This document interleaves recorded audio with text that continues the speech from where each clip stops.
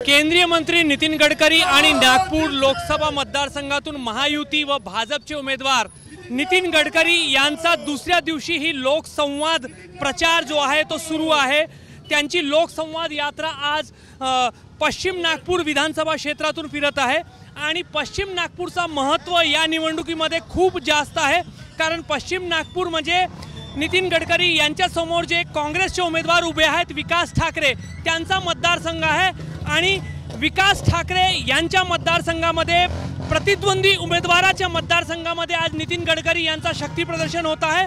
शेकडोंच्या संख्येने भाजपचे कार्यकर्ते दुचाकीवर या प्रचार यात्रेमध्ये लोकसंवाद यात्रेमध्ये सहभागी झालेले आहे आणि नितीन गडकरी हळूहळू पश्चिम नागपुरातील प्रत्येक वस्तीमधून प्रत्येक गल्लीबोळातून लोकांचा अभिवादन स्वीकार करत समोर चालले। दृश्यांमध्ये तुम्ही पाहू शकता की एका प्रचार रथावर नितीन गडकरी जे आहेत ते लोकांचा अभिवादन स्वीकार करत चालले आहे।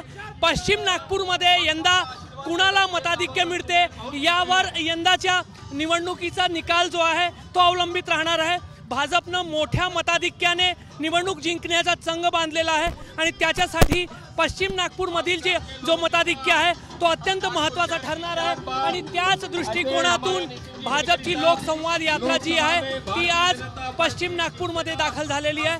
त्यामुळे प्रत्येक मतदारसंघातून प्रत्येक विधानसभा क्षेत्रातून 2 दिवस लोकसंवाद यात्रा काढण्याचा भाजपचा नियोजन आहे। काल मध्य नागपूरमध्ये नितीन गडकरी यांची लोकसंवाद यात्रा निघाली होती। आज पश्चिम नागपूरमध्ये नितीन गडकरी आणि भाजपचा शक्ती प्रदर्शन जो आहे तो आपल्याला पाहायला मिळत आहे। कॅमेरामॅन अतुल हिरडेसह रजत वशिष्ठ, एबीपी माझा, नागपूर।